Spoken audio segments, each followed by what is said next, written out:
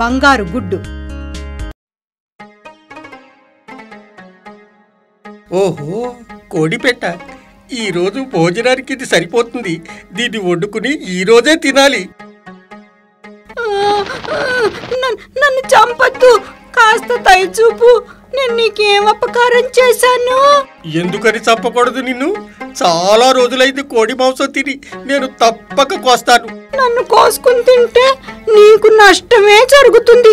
ఎందుకంటే నేను రోజు ఒక బంగారు గుడ్డు పెడతాను. నన్ను బతకనివ్వు. రోజుకొక బంగారు గుడ్డును నువ్వే తీసుకో. అరే, ఈ విషయం నాకు తెలియదే. ఆలోచించు, దీనివల్ల నీ పేదరికం పోతుంది. నువ్వు అబద్ధాలాడుతున్నావు కదూ? లేదు, పొద్దుటి వరకు వేచి చూడు. నా మాట అబద్ధం అని తెలిస్తే అప్పుడే నన్ను చంపేసేయి. సరే, చూద్దాం. అరే ఆహా, ఈ కోడిపెట్ట విచిత్రమైనది.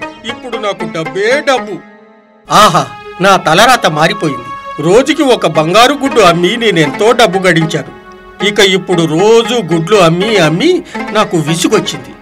రోజు ఎవరు గుడ్లు తీసి అమ్ముతూ ఉంటారు? ఒక ఉపాయం ఉంది. కోడి పెట్టను చంపి ఒకేసారి గుడ్లన్నింటినీ తీసి అమ్మితే సరి.